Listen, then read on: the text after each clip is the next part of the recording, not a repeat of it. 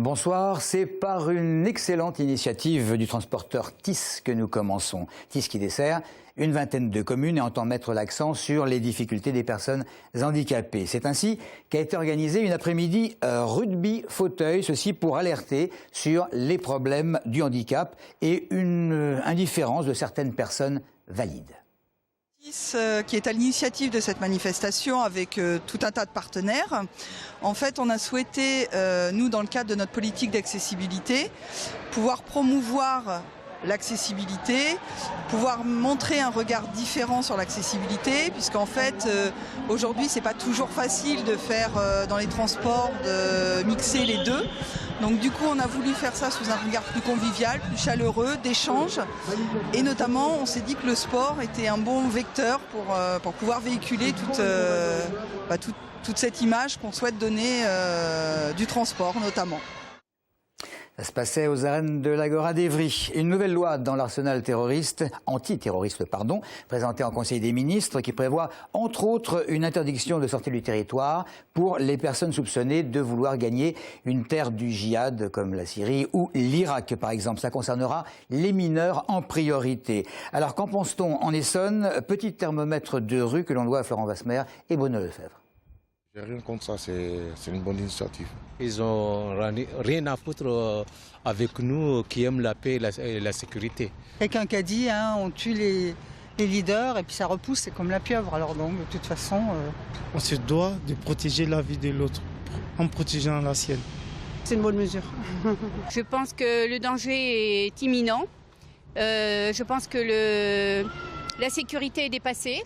Donc je suis pour. Ils n'ont pas de travail. C'est pas bon. Je veux bien que c'est pas bon. Mais s'ils vont là-bas, pourquoi? Par manque de travail. Et à cause de l'injustice sociale.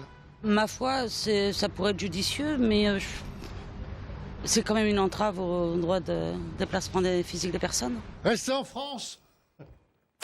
Vous ne connaissez peut-être pas le SPIP, le service d'insertion et de probation. Hier, une grande mobilisation avait été organisée dans toute la France et au niveau département, les agents de probation ont donc distribué un certain nombre de tracts devant le tribunal d'Evry. Il s'agissait de manifester un mécontentement et même un désaccord avec des amendements de sénateurs qui prévoyaient la privatisation des peines et la délégation d'une partie de leur mission au secteur associatif. Des amendements qui, à la satisfaction générale, ont finalement été rejetés. Ça reviendra par la suite parce que c'est un peu un serpent de mer. On a beaucoup de missions qui nous sont confiées. Il y a la contrainte pénale qui a été votée il n'y a pas très longtemps. Et effectivement, le nombre de conseillers d'insertion et de probation sur le territoire reste toujours faible malgré le recrutement qui a eu lieu. Donc il n'est pas impossible que ça revienne sur la table assez rapidement. Témoignage recueilli par Audrey Coll. C'était le 12 juillet dernier. L'accident de train à Brétigny avait fait 7 morts, 32 blessés auxquels il fallait rajouter des dizaines d'autres traumatisés sans attendre les conclusions de tous les rapports d'expertise qui aboutissent à la responsabilité de la SNCF, notamment pour défaut de maintenance. Un certain nombre de dossiers d'indemnisation ont été étudiés. Sur 145 dossiers déposés, 32 personnes ont accepté les propositions de la SNCF et bien entendu, il est encore temps de déposer un dossier. Nous vous en parlions hier, les signes religieux distinctifs sont interdits à Vissou-Plage. Lors de l'ouverture samedi dernier, 2 femmes portant le hijab se sont vues refuser l'entrée. Le collectif Al-Madina dénonce une entrave aux libertés religieuses et de circulation et il se dit prêt à porter l'affaire en justice si la mairie ne modifie pas le règlement intérieur de son animation estivale. Écoutez le président du collectif. Ça reste injuste parce que Vissou-Plage n'est pas une école, il n'est pas un collège, il n'est pas un lycée. C'est pas un établissement scolaire, c'est un établissement recevant du public, comme le dit le maire. Et à ce jour, il n'y a pas de loi qui interdit le port d'un signe religieux dans un établissement recevant du public.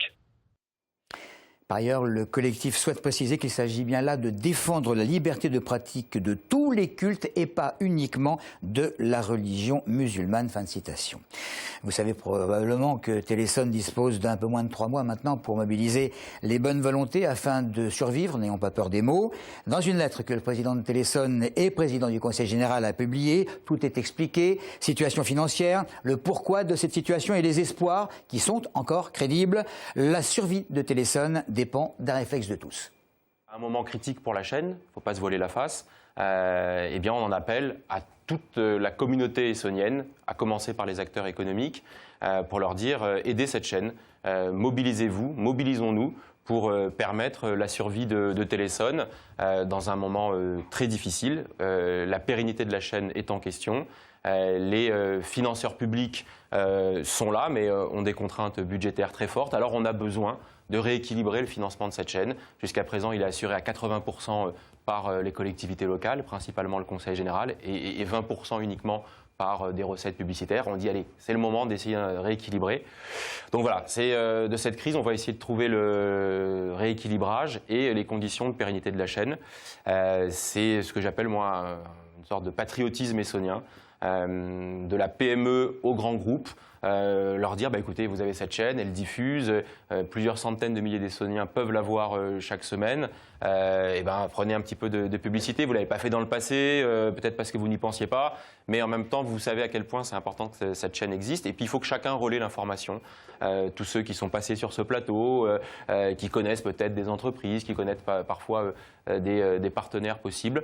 Les petits ruisseaux vont faire la grande rivière de la survie de Téléson. Voilà, c'est tout pour l'info. Merci une fois de plus de votre fidélité.